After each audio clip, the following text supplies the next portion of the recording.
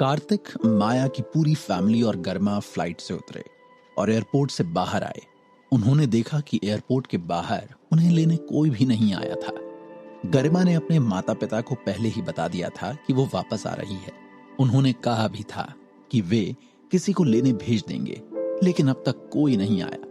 लेकिन अब जब कोई नहीं आया तो इसका मतलब साफ था कि किसी ने उन्हें आने से या किसी को लेने भेजने से रोक दिया था। और ये सब और किसी का नहीं बल्कि सिर्फ एक इंसान का काम हो सकता है, गरिमा के दादाजी और माया के नाना जी त्रिलोक मालवीय। यामिनी और गरिमा ने एक दूसरे की तरफ देखा। उन दोनों के मन में एक ही डर था और वो था त्रिलोक का सामना करना। चलो चलते हैं। माया ने गरिमा की बाह पकड़ी और कहा। गरिमा ने सिर हिलाया और मालवीय फैमिली के मैंशन की ओर जाने के लिए एक कार बुलाई।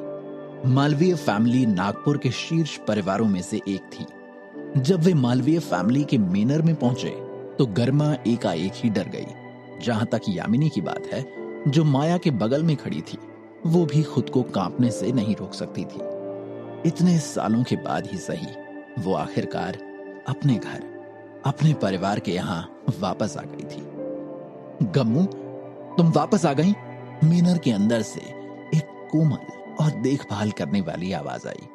सबने उस दिशा में देखा और फिर उन्होंने वहां से एक महिला को तेजी से दौड़ते हुए उनकी ओर आते हुए देखा। वो महिला तेजी से आई और उसने गरिमा को एकदम से गले लगा लिया। मम्मी, मैं ठीक हूं, आप कैसे हो?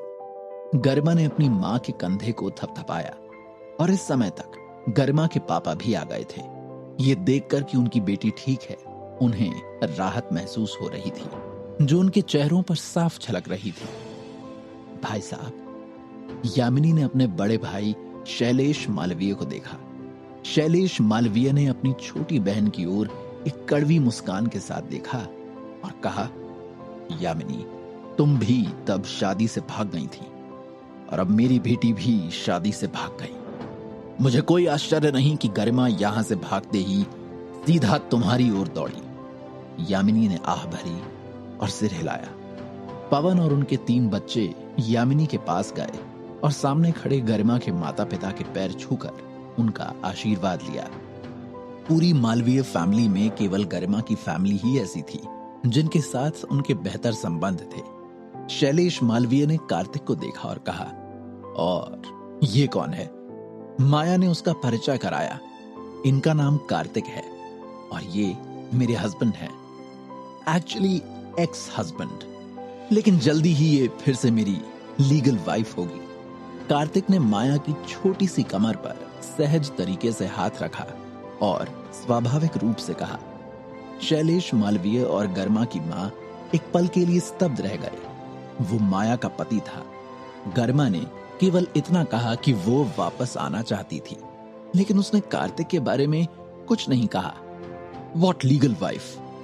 कुछ भी बकवास की बात कर रहा है। माया का चेहरा शर्म से भरा हुआ था। कार्तिक शैतानी अंदाज में मुस्कुराया। क्यों? क्या मैंने जो कहा वो सच नहीं है? हमने अभी तक शादी नहीं की है।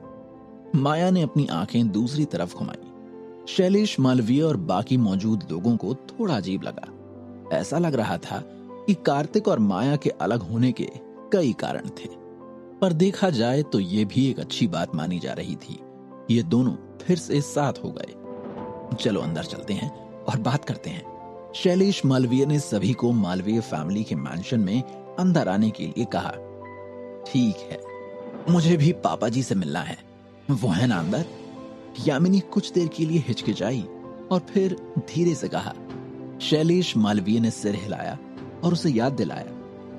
पापा जी तो कब से तुम्हारा ही इंतजार कर रहे हैं, लेकिन याद रखना, कोई भी ऐसी बात ना करना जो उनके खिलाफ चली जाए। तुम तो उनके नेचर को जानती ही हो। यामिनी ने सिर हिलाया।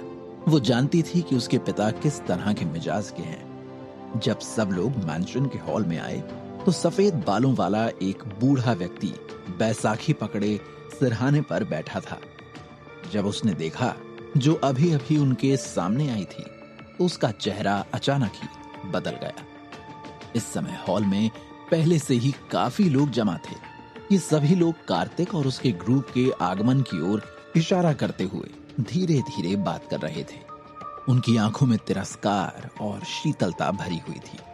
कार्तिक को अचानक लगा कि वो वास्तव में उन घूरती हुई चमकदार आंखों को देखना चाहता है जो उसे जायसवाल फैमिली में मिली थी। ये अभी भी यहाँ आने की हिम्मत कैसे कर सकती है? क्या ये नहीं जानती कि मालवीय फैमिली ने इसकी वजह से पूरी भूत आसुरी कम्युनिटी को नाराज किया है?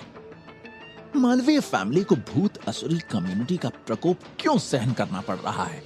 ये स्पष्ट है कि इन कुछ लोगों ने भूत असुरी कम्युनिटी के प्रकोप को और ज्यादा भड़काया है।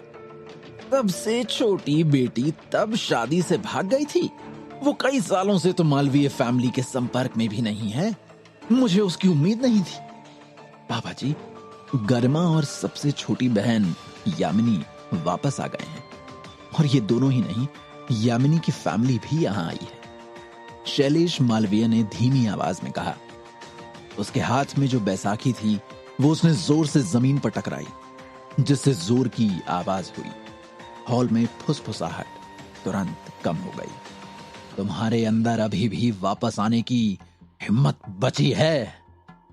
मालवीय फैमिली के कुलपति त्रिलोक मालवीय ने गरिमा को ठंडी नजर से देखा और डांटा। क्या तुम जानती भी हो कि घोस्ट असुरी कम्युनिटी के साथ यह विवाह गठबंधन लाने के लिए मालवीय फैमिली को क्या क्या भुगतान करना पड़ा था? यह आसान नहीं था हमारे लिए, लेकिन फिर भी हमने इसे संभव बनाया। और इस रिश्ते के जरिए हमारे पास मालवीय फैमिली को समृद्ध बनाने का मौका था। और तुमने क्या किया? आखिरकार तुम भी अपनी बुआ की तरह शादी से भाग गई। मालवीय फैमिली के नाम पर एक बार फिर कीचड़ उछाला गया है। यामिनी ने अपने पिता को अतीत के बारे में बात करते हुए देखा और कहा, पापा जी, मुझे लगता है कि मैंने गरिमा का साथ देकर कुछ गलत नहीं किया। उस वक्त मैंने और आज इसने जो भी किया वो सही था। तुम्हारी हिम्मत कैसे हुई? त्रिलोक मालवीय की आंखें लाल थीं। वो बहुत गुस्से में था क्योंकि उसने मालवीय फैमिली को ऊपर उठाने के दोनों अवसर खो दिए थे। दादाजी, प्लीज समझने की कोशिश कीजिए। मुझे वो शान सोनी बिल्कुल भी पसंद नहीं है। वो तो आप ही थे जिन्होंने मुझे उससे शादी करने के लिए मजबूर किया। इसके अलावा आपकी नजरों में भी वो शान सोनी कुछ खास नहीं है। गरिमा ने अपनी आवाज उठाई। खास नहीं है? तुम जानती भी हो तुम क्या कह रही हो। शान सोनी, जो 30 साल से कम उम्र का है, पहले से ही एक मध्यवर्ती जन्मजात लेवल का स्पेस आर्ट विशेषज्ञ है। इस तरह की उपलब्धि मुंबई सिटी के प्रमुख परिवारों की प्रतिभाओं से कम नहीं है। भूत असुरी कम्युनिटी आगे चलकर भविष्य में और भी बेहतर तरीके से ग्रो करेगा। हम इस अवसर का उपयोग मालवीय फैमिली के साथ विवाह संबंध बनाने के लिए करेंगे।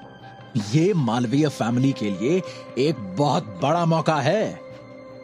त्रिलोक मालवीय ने गरिमा को सही ढंग से समझाने का प्रयास किया। गरिमा ने अपने लाल होठों को काटा और कहा, दादाजी, आप बहुत जिद्दी हैं। गरिमा, ये क्या तरीका हुआ अपने दादाजी से बात करने का? ठीक ही तो कह रहे हैं पापा जी। जो भी कर रहे हैं आखिर मालवीय फैमिली की खातिर ही तो कर रहे हैं, और जो अब तुम्हारे कारण डिस्ट्रॉय कर दी गई है। भूत असुरी कम्युनिटी उग्र है। हमारा मालवीय परिवार उस भूत असुरी कम्युनिटी के क्रोध को सहन नहीं कर सकता। मेन हॉल में मालवीय फैमिली के लोग गरिमा की आलोचना करते रहे। उन्होंने गरिमा पर शादी के गठबंधन को बर्बाद करने का आरोप लगाया। पापा जी, गरिमा अभी भी यंग और अपरिपक्व है। सही गलत की समझ नहीं है उसमें। उसे दोष मत दीजिए। शैलेश ने अपना सिर नीचे किया और कहा। त्रिलोक मालवीय बेहद गुस्से में था। उसने यामिनी को देखा, फिर माया और अन्य लोगों को देखा। वो अचानक क्रोधित हो गया और कहा, तुम यहां क्या कर रही हो? मालवीय फैमिली में तुम्हारा कोई काम नहीं है। जिस तरह से आई हो उसी तरह से अपने सारे परिवार को लेकर यहां से वापस चली जाओ।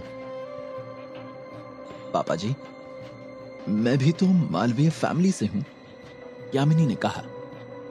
त्रिलोक मालवीय ने ठंडे स्वर में कहा, अच्छा, तो तुम्हें याद है कि तुम मालवीय फैमिली की सदस्य हो। तो तुम्हें उस शादी से नहीं भागना चाहिए था। तब ये याद क्यों नहीं रहा तुम्हें? और अपनी बेटी को देखो, मैंने सुना है कि उसने भी परिवार के खिलाफ जाकर तुम्हारे लिए एक दामाद को चुना है। क्या मजाक है? यही होना चाहिए तुम्हारा वो बेकार दामाद, है ना? त्रिलोक मालवीय ने कार्तिक को उपहास से देखा। नाना जी, कार्तिक बेकार नहीं है। माया का स्वर गंभीर था। वो मालवीय फैमिली को पसंद नहीं करती थी, क्योंकि हर बार जब वो छोटी थी और यहां आती थी, उसका मजाक उड़ाया जाता था और उसे खारिज कर दिया जाता था। ये बेकार नहीं है। क्या मजाक है? एक बेकार व्यक्ति जो घर जमाई बनने को तैयार है, उसके पास तो यहां आने की, मेरे इस मैंशन में कदम रखने की भी योग्यता नहीं है। त्रिलोक मालवीय ने तिरस्कार के साथ कहा। त्रिलोक के मन में भी कार्तिक की छाप कुछ साल पहले वाली ही थी। ये वो कचरा है, उसकी मालवीय फैमिली में आने की हिम्मत कैसे हुई? यहां से चले जाओ। ये सही है, वो कचरा मालवीय फैमिली में खुद से नहीं आया है, ये लोग लेकर आए हैं। इन सबको चले जाना चाहिए यहां से। माया ने अपने दांत पीस लिए जब उसने देखा कि इतने सारे लोग कार्तिक का मजाक उड़ा रहे हैं। ये सब वो पहले भी देख चुकी है, लेकिन तब वो कुछ नहीं कर पाती थी, पर आज नहीं। उससे रहा नहीं गया और वो गुस्से में फूट पड़ी। अचानक कार्तिक ने उसका हाथ पकड़ लिया। माया समझ गई कि अगर कार्तिक ने उसे रोका है तो कुछ बात तो है, कुछ तो चल रहा है कार्तिक के दिमाग में, क्योंकि जब भी वो ऐसे शांत रहता है तब कोई बड़ा धमाका होता है, तूफान से पहले की शांति। क्या करेगा कार्तिक अब? क्या त्रिलोक और यामिनी के रिश्ते सुधर जाएंगे या और खटास में पड़ जाएंगे?